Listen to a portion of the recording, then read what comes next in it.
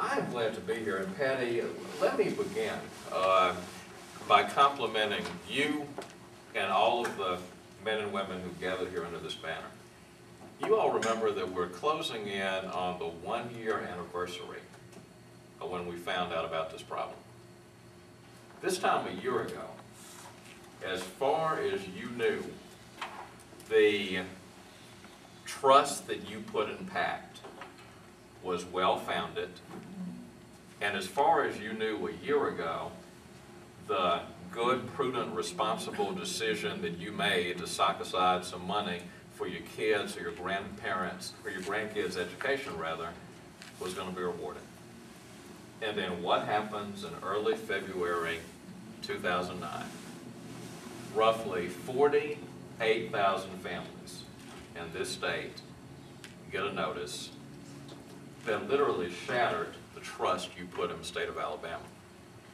And do you all remember kind of what the initial reaction was, kind of down the street at the Capitol? Too well. You remember it all too well, and you remember how cold it was. I remember I picked up my newspaper right after you learned about your problem and the state of Alabama's problem.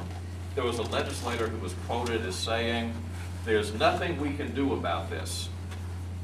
Another legislator was quoted as saying, I won't say big deal, that's not a literal characterization, but it might be a fair paraphrasal. It looked for a few weeks as if you were going to be the latest Alabama problem that got brushed under the rug. But you know what you did? You organized, you mobilized, and you did what concerned people had done all around our wonderful country for a very long period of time. And now, it's fair to say, your first speaker tonight said that he was going to guarantee, and you all were going to guarantee through the moral force of your coming together, that you would be one of the top 3 problems, or one of the top 3 issues on the agenda for the legislature. That is because of you. That is because of the moral force of what you've done. That's the first thing I want to say. So anytime somebody tells you that grassroots democracy doesn't still work in the state of Alabama or the United States of America, I want you to tell them about Patty Lambert. I want you to tell them about PACT. Anytime somebody says that it doesn't work for men and women who've been wronged to rise up together, you need to tell them your story. Now here's the second thing that I want to say. As a tribute to your collective action, virtually everybody running for governor is now stepping up to the plate and saying that there is some kind of obligation to you. That's progress. But if I can be very, very specific tonight, ladies and gentlemen, a moral obligation is not good enough. Now, it sounds good. Moral obligation sounds like it's a statement that, well, we really mean it, it's the right thing to do. How many of you are business people? Raise your hand if you own a business, all right? Raise your hand if you have some kind of legal contract with somebody other than PAC right now. All right. As we used to say in the courtroom with the record reflecting, most hands went up. All of you who have a business or whose lives are driven by contract law in some way should recognize the following point. A moral promise is not as good as a legal obligation. All the moral promising in the world won't enforce a contract. That's the reality. If somebody owes you $100 and they make a moral commitment to pay it, as opposed to if they sign on the dotted line and enter a legal contract to pay it, you know which one gives you some chance of getting your $100 back. I have said, ladies and gentlemen, I will say to you again tonight, I believe, and frankly, everybody who's asking you for the right, the privilege to lead this state beginning this time next year, Every one of us ought to say, this is not just a moral obligation, it's a legal obligation. It is as powerful as any other legally enforceable binding contract the state of Alabama has entered. Don't you agree?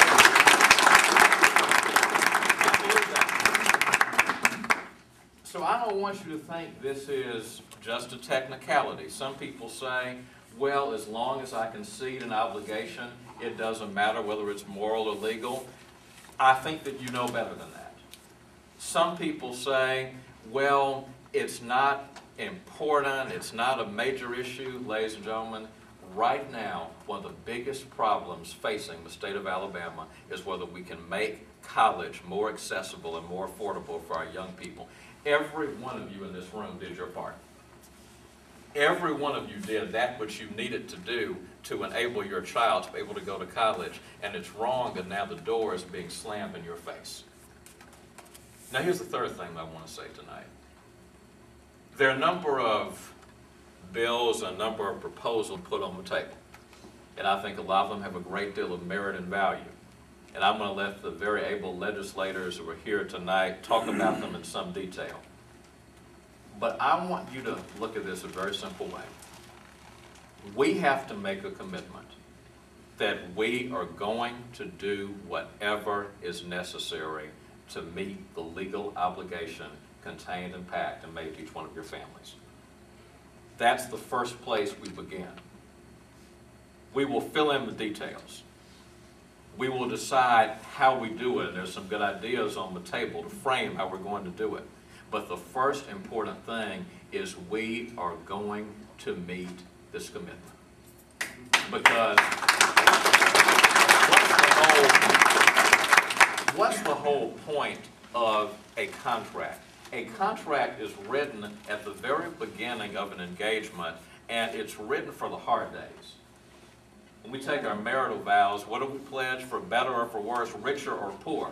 If all marital vows were from the rich days and the good days and the days you get along pretty well, it's pretty easy, right? You know, but they're written for the poor days, they're written for the harder days. That's the same thing with the PACT contract. Whenever I hear someone across the street say, and I've actually heard legislators say this, I've heard legislators say, well, we would be happy to follow the obligations under PACT. The only problem is Alabama's running out of money, and our general fund is in trouble, our education trust fund is in trouble. General fund's in proration for the first time in 18 years. Education trust fund for the 5th time in 10 years. I've heard serious people say in this town, we would meet this obligation if we only had the money. Ladies and gentlemen, hear me when I say this. That guarantee that you entered, that contract that you entered with the state, was not written for the easy days. It was not written for the sunny days when revenues were pouring in like 5 or 6 years ago. That contract was written for the hard days, and it means something, and we have got to stand by it and give it the force of law. Last thing I want to say before I yield to my very able competitor in this race, Representative Bentley. You're going to hear a lot of ideas put on the table in the next several months about revenue sources. And I know you're here mainly to talk about PACT, but I want to say this to you. I don't accept that we have to raise taxes on Alabama families to fix this problem. All right? I don't know the financial circumstance of anybody in this room, but I will bet 100% of you can figure out what to do with your tax dollars yourself. I will bet 100% of you can figure out what to do with the money the federal government takes from you in taxes every year. We don't have to raise taxes to fix this problem. That'll be an option that's off the table. Maybe we ought to try something that's kind of a radical idea sometimes in Montgomery. Maybe we ought to try to look at this budget that we have. Maybe we ought to look at the way we spend money. And maybe we need to be smarter and tougher about it. And maybe state government in Montgomery needs to start working the way you run your homes and your businesses. We've got to do that. That's common sense responsibility. Representative Bentley and I disagree on many things, but we agree we need to change the way we budget in the state of Alabama. both of us think we need to move away from budgeting based on a year-in, year-out projection of revenues, and we need to budget based on assessment of previous revenues that have come in.